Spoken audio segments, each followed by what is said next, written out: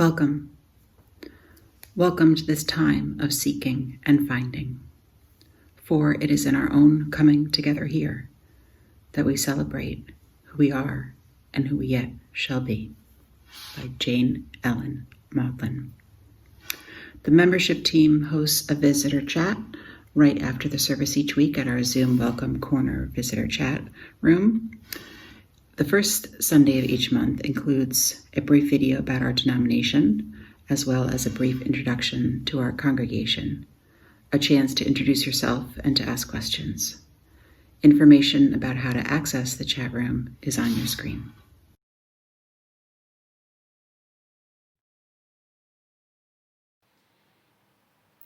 Community Means Strength by Starhawk.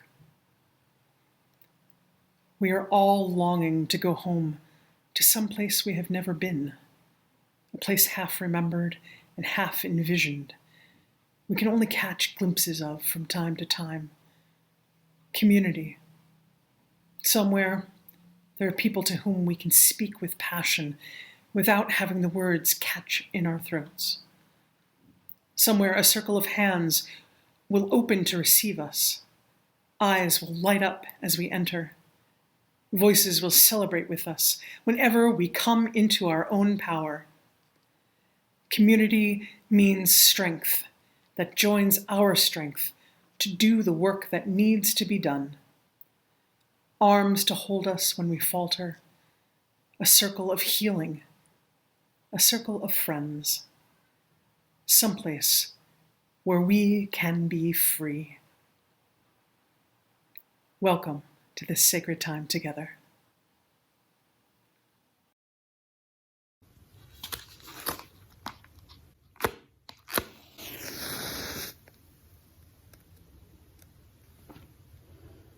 We light this chalice for democracy, for polling place volunteers, for those helping to get out the vote, and ultimately for everyone who exercises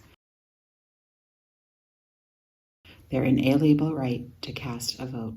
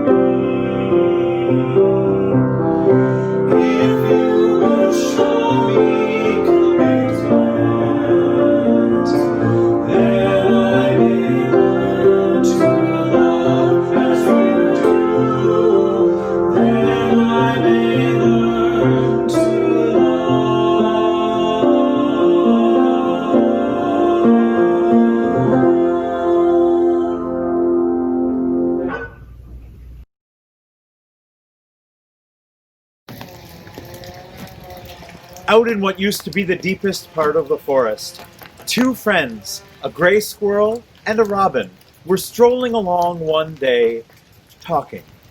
It turned out they were both very concerned about the state of things in the forest. There had been so much troubling happening this year. The gray squirrel said, "I have been really worried about this place. The trees around seem to have some sort of sickness. Their leaves are falling off, and far earlier than usual. Their leaves are falling off, and I can't seem to do anything about it. I find myself scurrying around, gathering up the leaves, going up the trunks and trying to glue them back on, but that just doesn't work."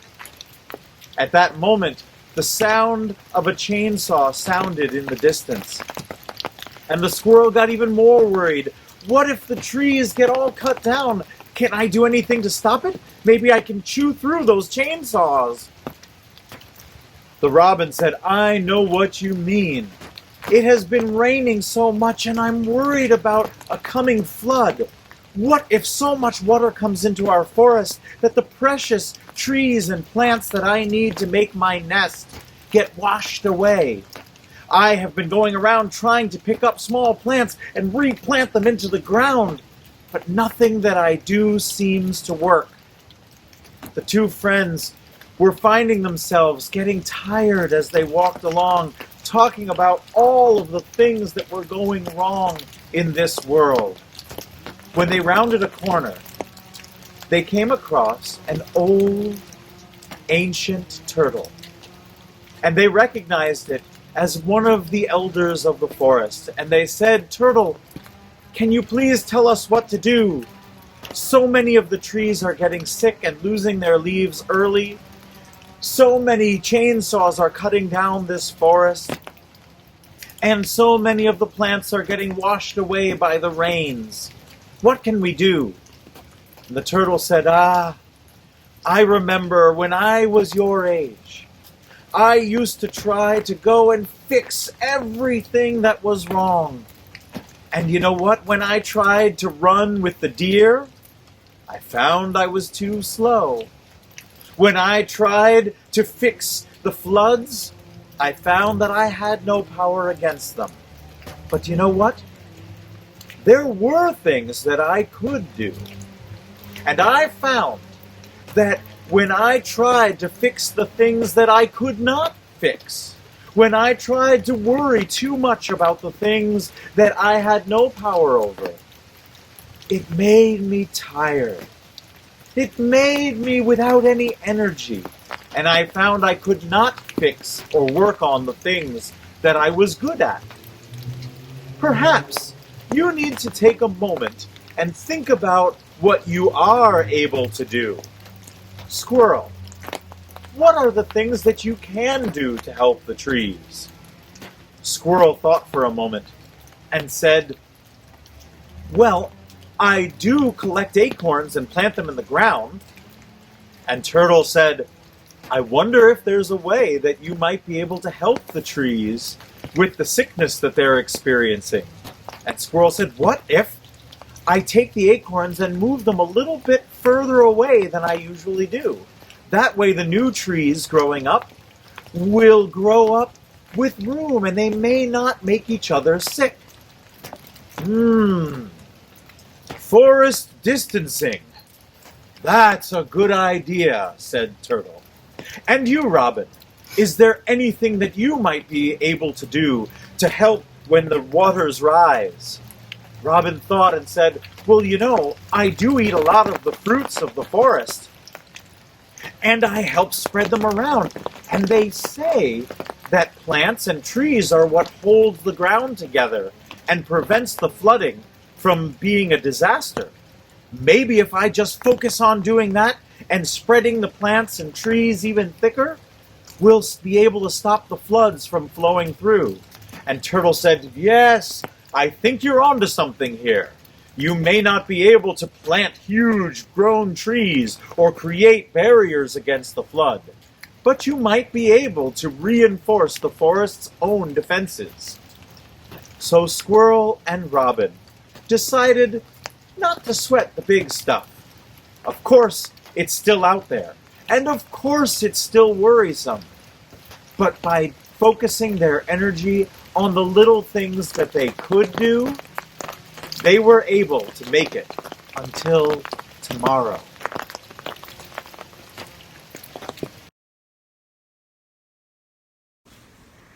Good morning. My name is Pat Trotter, and I'm a member of the Pastoral Care Team. Let us turn our attention to the concerns of this community. I now invite you to join me in holding in our hearts the joy and sorrow of those around you, closing your eyes and going inward if you are comfortable doing so. Today, some woke with a sorrow so great they asked for the help of this community to carry it. Others woke with a joy so great it must be shared. Reverend Linda Susan is delighted to share that she has completed her certificate training program as a spiritual director. She looks forward to offering the congregation more opportunities to engage with spiritual direction soon. For the joys and sorrows that haven't been spoken, but which remain in the silent sanctuaries of our hearts, we bear witness. Frightened, uncertain, angry, troubled, lonely. These emotions named in the hymn sound a lot like what many of us have been experiencing in the run-up to Tuesday's election. Maybe you have some other emotions in the mix as well. Determined, awake, hopeful. Whatever you're feeling right now, it's welcomed into this time of unmixed attention. As we hold a time of silence, get curious about what's going on inside you in this moment. And if you're in a position to do so, I invite you to give your emotions the space they need.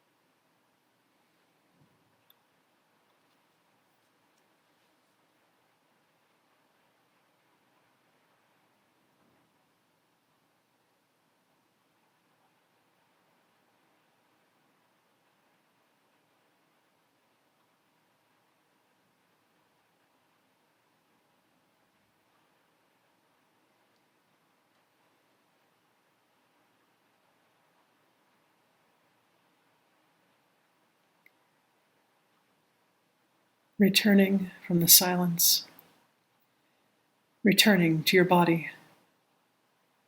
Gently inhale and exhale. Know that whatever came up for you, it carries wisdom. May you discover its gift. Amen, and blessed be.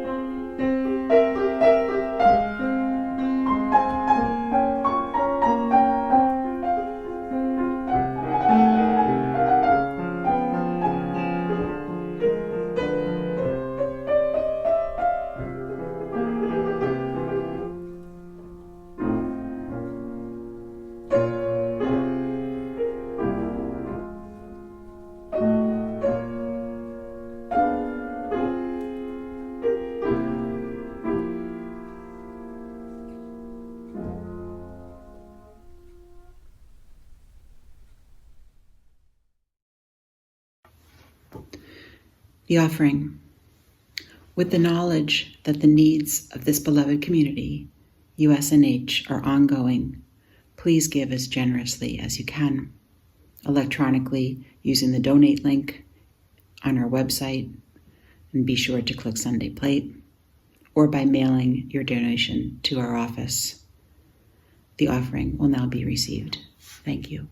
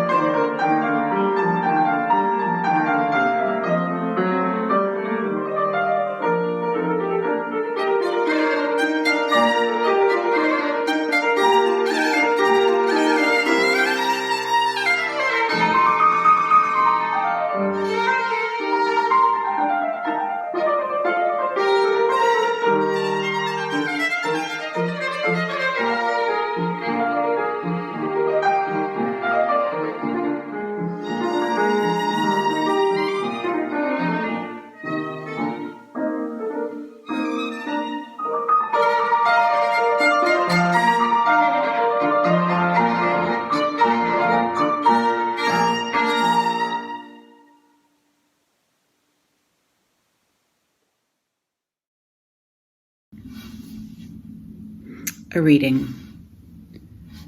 As we and time fall back into darkness, let us embrace it and the light that follows.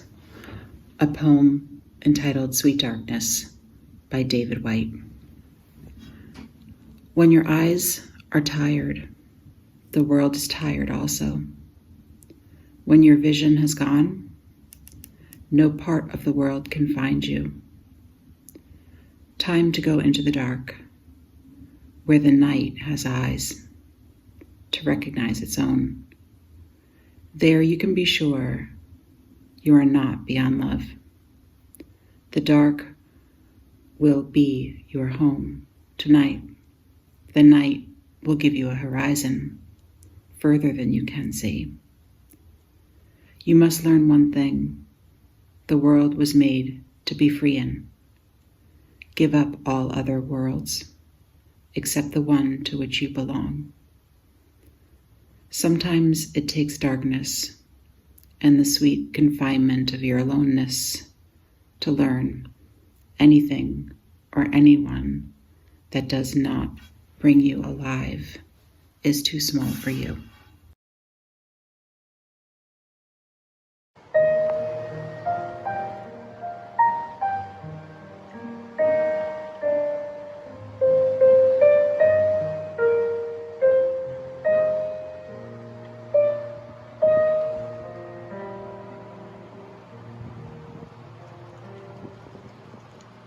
Let me go where I live. I hear a sky of music still. It sounds of all things old. It sounds of all things old. Come on, let's live. Come on, let's come.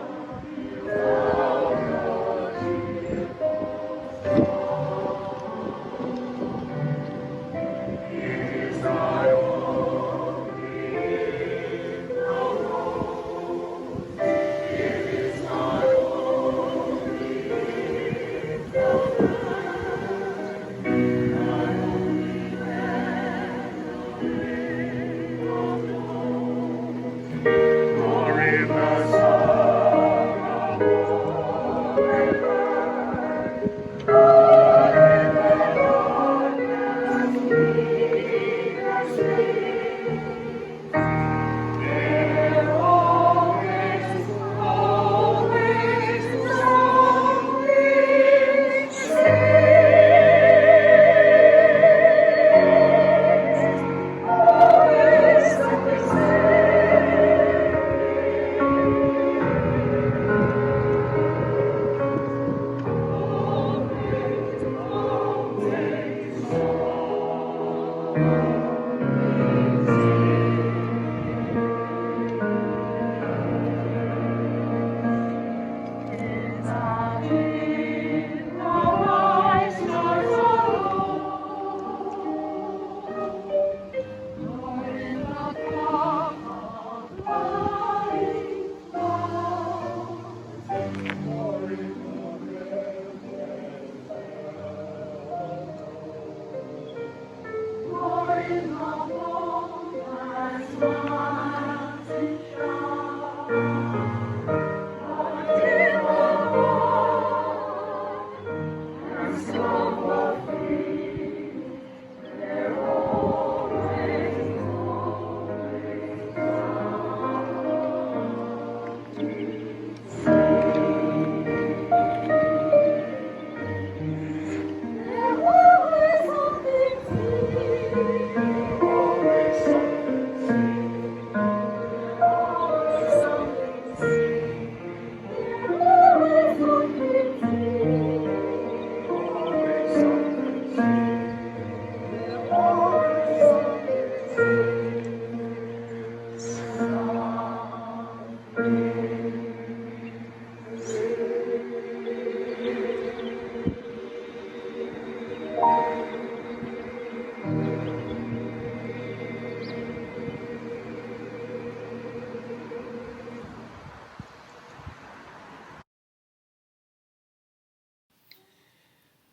What's the next right thing?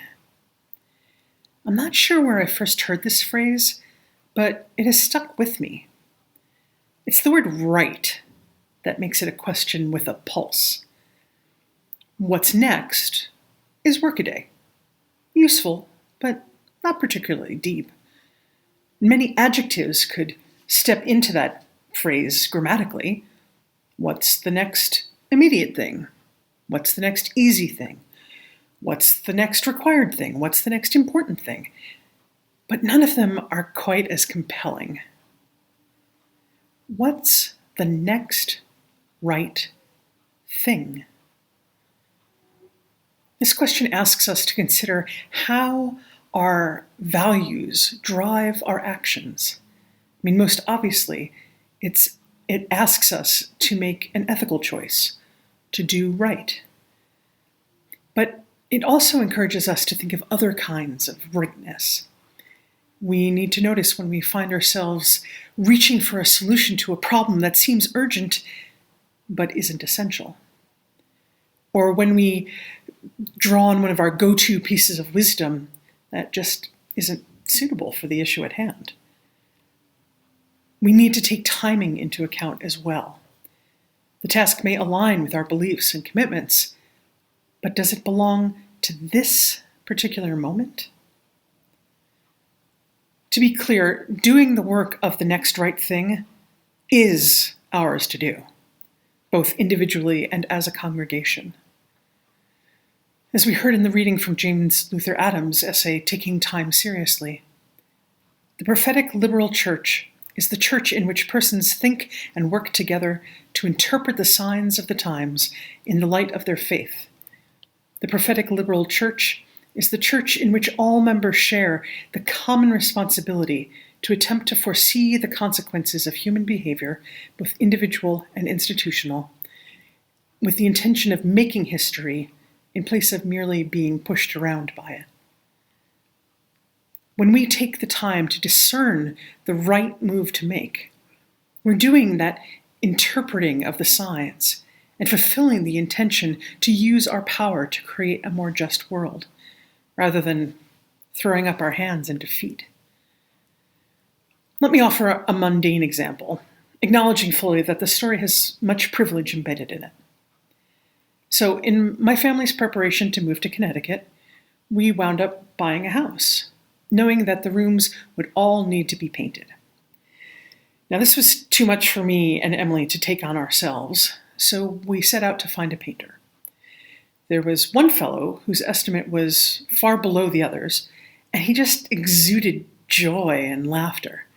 So that's who we hired.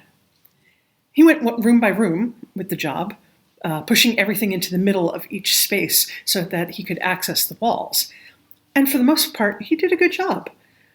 Unfortunately, every room seemed to have catches, places that weren't quite done, which meant we couldn't quite put the rooms back together. Emily talked with him about doing the touch-up work, and he was agreeable to it, but it was like he couldn't see what we were seeing. At some point, I realized I had energy for doing those last touch-ups because it put the power back in my hands. When we had to wait for the painter to fix things, our home life was on hold. Once we decided to wrap things up with him and take the project across the finish line ourselves, I felt like I could exhale again. Audre Lorde talks about the idea of speaking your truth instead of feeling powerless. She didn't deny the very real dangers and oppressions out there, experiences she knew all too well, as she put it, because I am a woman, because I am Black, because I am lesbian, because I am myself. She argued, though, that the fear and hurt would be there whether or not she spoke as she believed. I was going to die, she said, if not sooner, then later, whether or not I had ever spoken myself. My silences had not protected me. Your silence will not protect you. What are the words you do not yet have? What do you need to say? What are the tyrannies you swallow day by day and attempt to make your own until you will sicken and die of them, still in silence? She continued, "My daughter, when I told her of our topic and my difficulty with it, said, 'Tell them about how you're never really a whole person if you remain silent, because there's always that one little piece inside you that wants to be spoken out. And if you keep ignoring it, it gets madder and madder and hotter and hotter. And if you don't speak out, one day it will just up and punch you in the mouth from the inside.' In the cause of silence, each of us draws the face of her own fear. Fear of contempt, of censure, of some judgment or recognition, of challenge, of annihilation. But most of all, I think we fear the visibility without which we cannot live. And that visibility which makes us most vulnerable is that which is also the source of our greatest strength. Because the machine will try to grind you into dust anyway, whether or not we speak.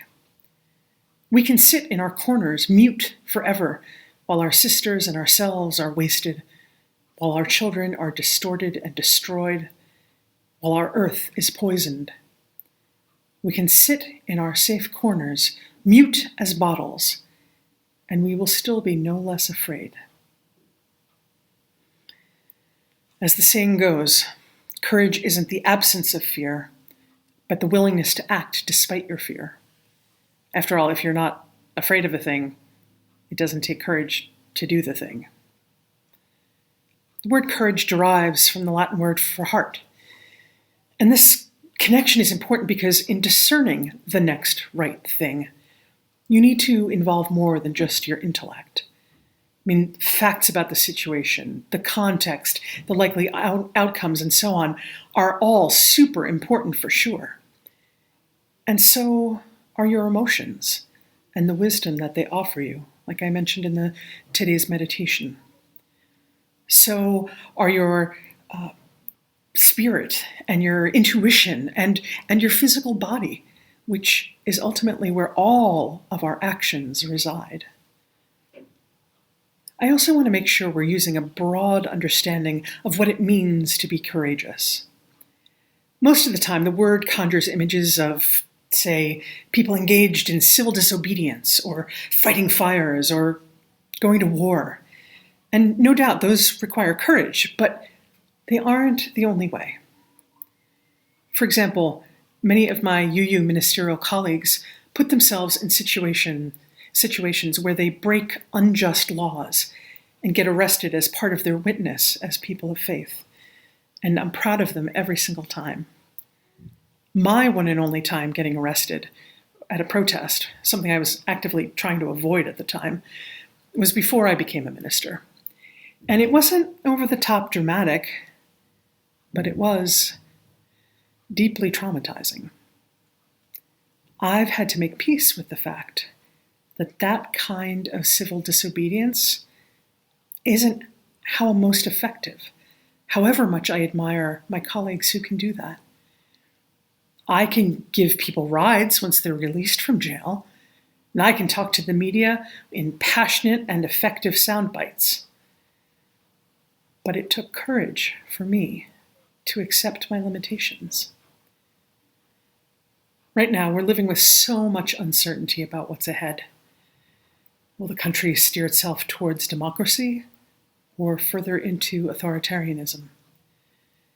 How much longer will the pandemic last? And how much worse is it going to get? How is all of this affecting our kids? What's happening with the job market? When can this community be together in the sanctuary again? I wish I had answers for you, but none of us can see that far ahead. We can look, though, for the next right thing, the place where we have some power to effect change, the action that moves us forward at least a little towards the beloved community of which we dream. A friend and I were having a conversation the other day about the flow state, what one writer calls that sense of fluidity between your body and mind, where you are totally absorbed by and deeply focused on something beyond the point of distraction. Time feels like it has slowed down. Your senses are heightened. You're at one with the task at hand as action and awareness sync to create an effortless momentum. I realized that when I'm in the zone like that, what's the right next thing isn't something I have to ask myself consciously. It just comes. When I'm floundering, like many of us are now, I can ask it deliberately in slow motion. But notice, it's still the same fundamental underlying question. Whether you're in the flow or lost at sea, what's the next right thing brings you closer to your goal? And for me, that is cause for hope. But not in the saggy, saccharine sense of the word. I prefer Rebecca Solnit's metaphor. Hope is an axe you break down doors with in an emergency.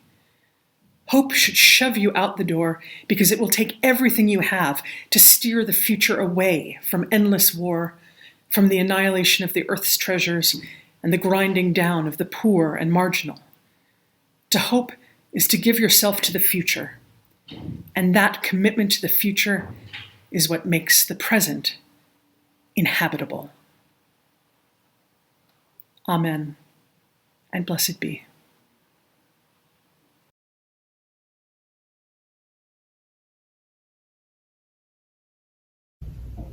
For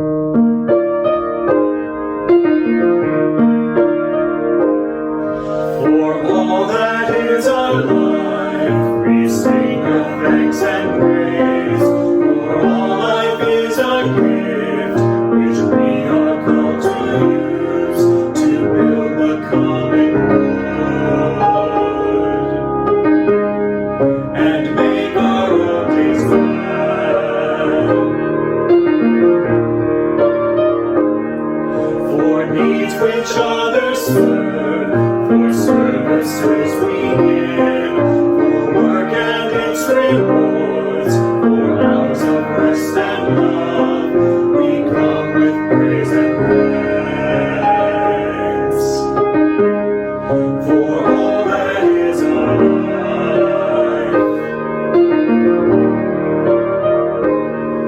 for sorrow we must bear, for failures, pain and loss, for each new thing we learn, for fearful hours that pass, we come with praise and thanks. For all that is our life, for all that is our life, we sing of thanks and praise. For all life is a gift, which we are called to use to build the common good and make our own days glad.